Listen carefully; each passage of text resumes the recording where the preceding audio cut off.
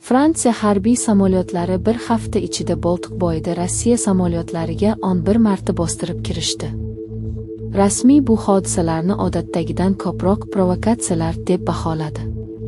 Missiya Estoniya, Latviya va Litva havo hududini himoya qilish, ularning mudofaa qobiliyatidagi kamchiliklarni bartaraf etish uchun NATO qiruvchi samolyotlarini navbat bilan joylashtirishni o'z ichiga oladi.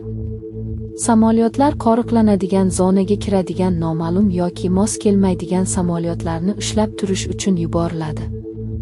Matbuot kotibi Giyom Vernetning haftalik brifingda aytishicha, tutib olishlarning bunday noodatiy yuqori chastotasi, xususan, xuddi shu davrda Sankt-Peterburg xalqaro iqtisodiy forumiga mezbonlik qilgan Moskvaning mushaklarini burish niyatidan dalolat berishi mumkin.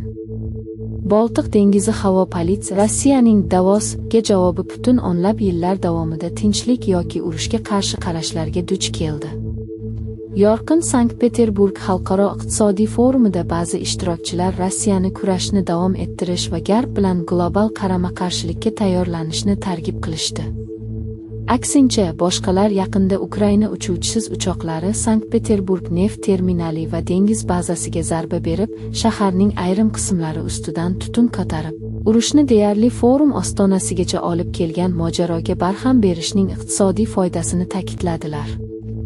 Ushbu qarama-qarshi rivoyatlar Rossiyaning siyosiy va biznes rahbarlari o'rtasida mamlakatning kelajakdagi yo'nalishi bo'yicha jiddiy ichki munozarani ta'kidlab, Ukrainadagi 4 yildan ortiq davom etgan urushdan keyin Putinning qarorlarini shakllantirgan ichki ta'sirlarni ochib beradi.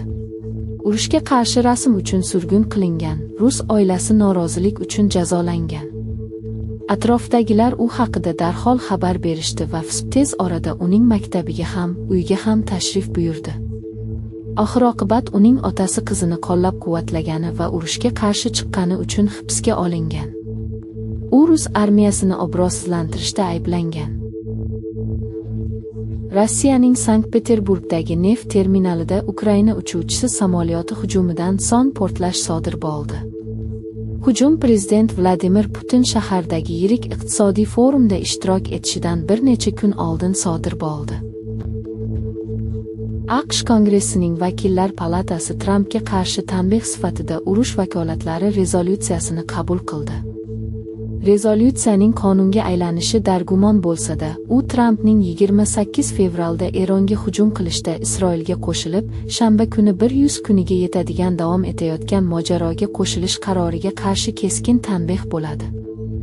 Trump urush uchun Kongressdan ruxsat olishga intilmadi. U janjal yoki qisqa muddatli ekskursiya deb belgilashga harakat qildi. Ammo respublikachi yetakchining chet elda qayta harbiy kuch ishlatishi Kongressdagi ayrim rahbarlarni hafsalasi pir qildi. Bu konstitutsiya faqat urush e'lon qilish vakolatiga ega edi. Chorshanba kungi ovoz berish bu yil Vakillar palatasi Trampni Eronga qarshi harbiy harakatlari uchun Kongressdan yordam olishga majburlash uchun urush vakolatlari